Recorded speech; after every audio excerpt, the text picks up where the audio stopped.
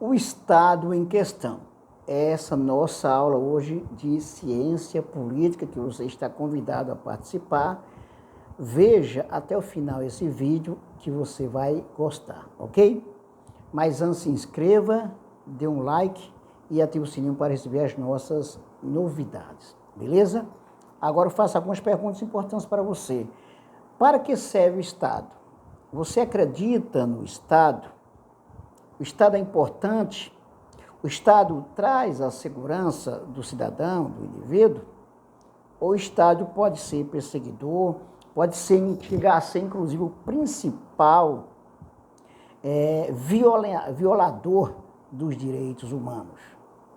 Ok? São questões que surgem considerando as experiências do Estado ao longo do tempo. A ideia de Estado, a princípio, podemos dizer assim, teoricamente, o Estado surge como uma coisa positiva para garantir a segurança do indivíduo, para trazer o bem-estar do indivíduo. Segundo os contratualistas Hobbes, Locke, Rousseau, por exemplo, o Estado surge como fruto de um contrato social para garantir o bem-estar e a segurança do indivíduo. Só que isso não vai acontecer dessa forma como você pode pensar assim, tão bonitinha como se está se falando, como se pintou, não é? O Estado chega um momento que chega a ser o principal violador dos direitos humanos, tá? Então, vamos falar sobre a questão do Estado em 4 pontos. Ok, em alguns pontos aqui. Totalitarismo, que é quando ele se torna geral, que se impõe sobre todos. A história e o lugar que lhe cabe uma reflexão política. O poder por toda parte e o Estado e o enigma da obediência do ponto de vista totalitário, certo? Então, a questão do totalitarismo, ela é muito polêmica.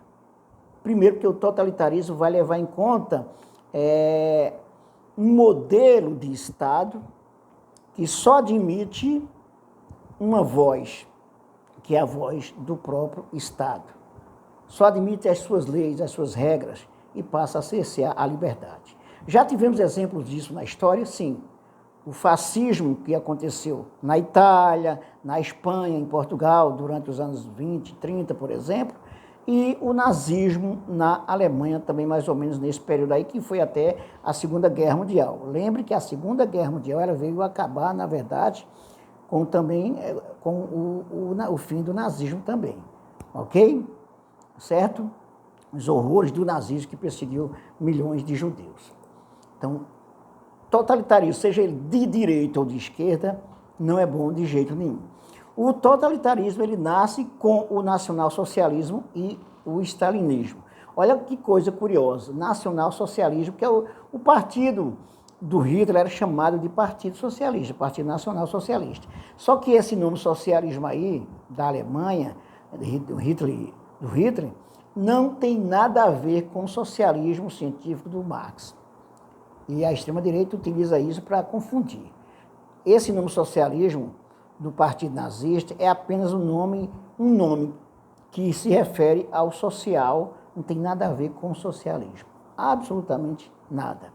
E o stalinismo, que foi uma forma de totalitarismo a partir do socialismo na União Soviética e que também resultou em grandes prejuízos e perseguições também, o stalinismo. Com a morte do Lenin, que foi o líder da Revolução Russa, veio o Stalin, que estabeleceu a sua forma de pensar, de materializar o socialismo, e aí passou a perseguir aqueles que se opunham ao seu modo de pensar. As ditaduras totalitárias, elas são fenômenos próprios do século XX, por causa de seu caráter. Olha só, entre aspas, democrático, são fenômenos de massa, tá? Essas observações que eu estou pegando aqui para vocês se baseiam na obra do François Châtelet, tá? História das ideias políticas, tá beleza? História das ideias políticas. Bom, então vamos lá, continuar. O enfoque liberal. o totalitarismo como um acidente superado. Não tão superado assim, tá? Porque destaca o François Chatelet, o totalitarismo como um acidente superado. Hoje, porque esse livro aí, História das Ideias Políticas, é do século XX. Hoje nós já temos a tentativa de volta a esse totalitarismo, inclusive utilizando os mesmos mecanismos, estratégias que foram usadas com o nazismo na Alemanha e o fascismo na Itália, tá? Inclusive com o lema Deus, Pátria e Família.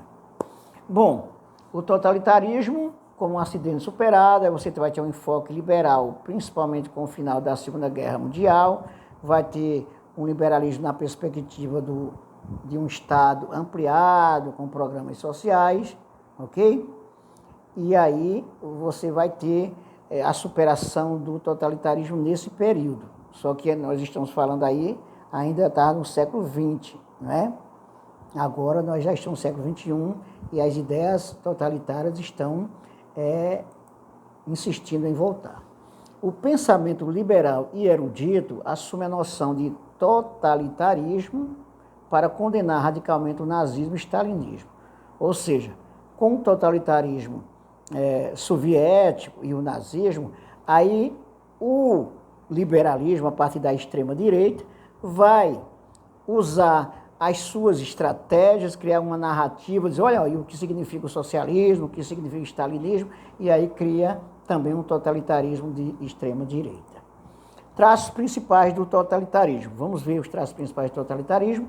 A ideia de universalismo, né, que está em tudo. A participação forçada, porque tem regra, lei.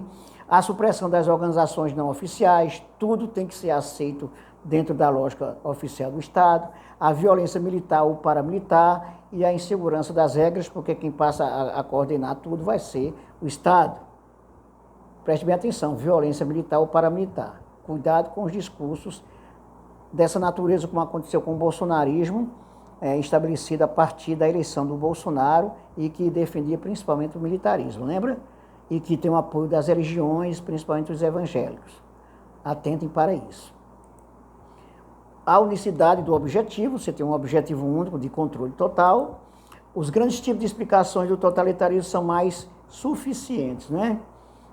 Digamos, os grandes tipos de explicação do totalitarismo não são mais suficientes.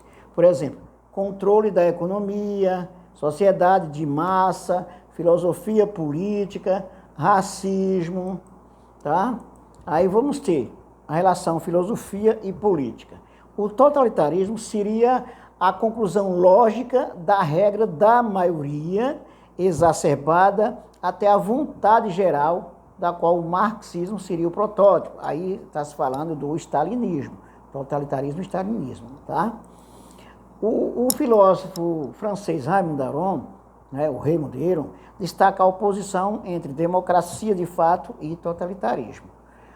E faz do regime dos partidos a principal variável onde se deduz os 5 traços do fenômeno totalitário.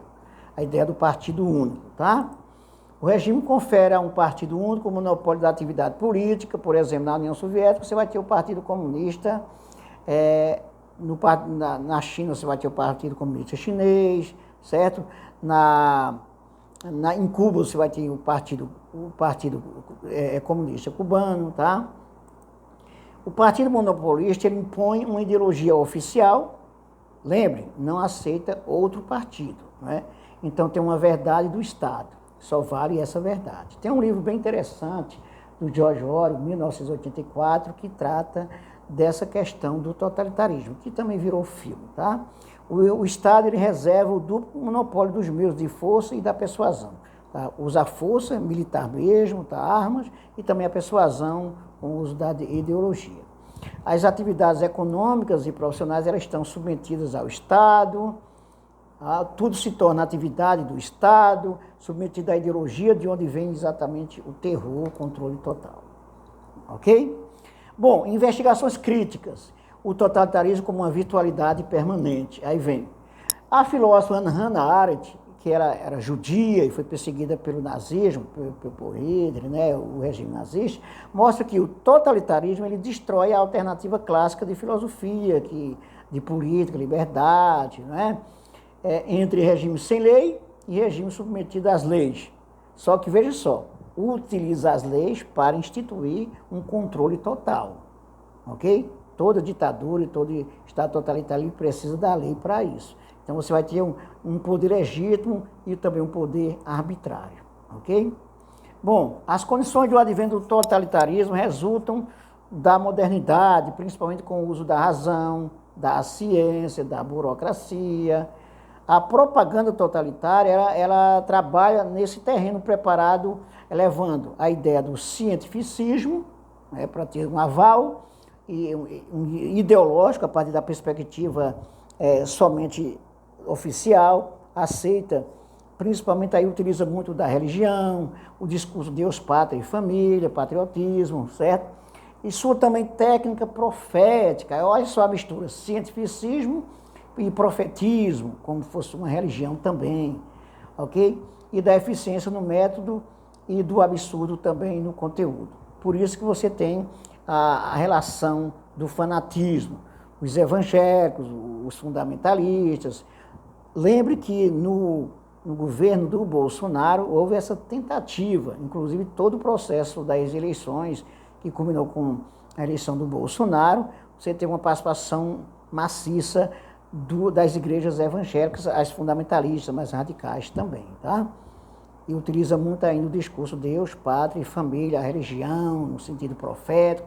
O próprio nome do Jair Bolsonaro, o Messias, foi um nome criado, ali colocado como se fosse o Salvador, certo? A família autoritária e patriarcal, a ideia de tradição aí, é o primeiro local de repressão, uma fábrica de estruturas mentais. Essa palavra estruturas mentais é no sentido assim que modela, que está na mente das pessoas como se fosse uma coisa natural, estruturas mentais conservadoras. Muitas vezes quando se fala em plantar a família, tal, existe algum ponto interessante nessa parte aí, mas não tão interessante assim, porque a ideia de família vai no sentido conservador e patriarcal, certo? Então, tudo isso se transforma numa correia de transmissão entre a estrutura econômica da sociedade burguesa e também a superestrutura, que é o que está na ideologia, na cultura, nas leis, certo? Bom, aí você tem um esquema seguinte, você tem uma estrutura econômica que passa para uma família patriarcal e que resulta também numa ideologia repressiva para tomar conta da sociedade. Aí você tem uma repressão sexual que passa a ser um fator permanente e cotidiano, portador do fascismo. Por exemplo, esse projeto de lei anti-aborto, se você for reparar bem, você vai ter toda uma caracterização aí fascista, totalitária, inclusive do controle dos corpos das mulheres, tá ok? Bom, Horkheim foi um filósofo alemão, também amigo do Adorno, que escreveu sobre política, sobre Estado totalitário. Ele destaca que o totalitarismo corresponde a uma razão, olha só, corresponde a uma vitória do mito sobre a razão. Podemos dizer assim, um triunfo do mito, né, da ilusão sobre a razão. E aí você vai ter um grande problema. Horkheim também destaca isso, né, que o totalitarismo corresponde a uma vitória dos mitos sobre a razão, para chegar a uma crítica à razão contemporânea. Ele vai criticar essa razão que vai ser instrumentalizada para o controle das pessoas. A própria razão, ela se torna totalitária e vai degenerar a razão do Estado, que o Estado vai ser digamos assim, o controlador de tudo. Bom, a questão do poder está por trás de todo o totalitarismo. E o que é o poder? É a capacidade de impor a vontade sobre os outros, como destaca o Max Weber. Então, nós temos a questão do poder. O poder, e não somente o Estado. Além do Estado, você tem o poder, que ele vai precisar de vários elementos, inclusive da religião, da ideologia, para se manter. A questão do poder parece mais ampla, tá? Além do Estado. É muito mais ampla do que o Estado. O que faz com que as pessoas obedeçam. Você vai ter o uso da força, o uso da ideologia, dos elementos da superestrutura. O poder vai ser uma estratégia de quem comanda o Estado, ok? Michel Foucault foi um sociólogo e filósofo francês que ele destacou o seguinte, que o poder é compreendido como exercício e o saber é é o seu regulamento. Ele vai destacar também o poder como uma estratégia.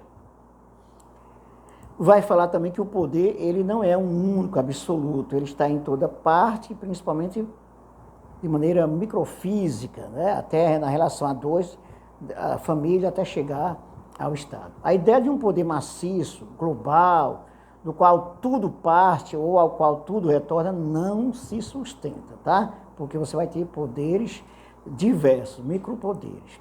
A microfísica do poder, o poder está em toda parte. Esse é o principal ponto do Michel Foucault. Portanto, essa foi a nossa aula sobre a questão do poder, a questão do totalitarismo, nossa aula de ciência política. Nós vamos ter outras aulas relacionando também com esse assunto. Obrigado pela atenção e até o nosso próximo vídeo.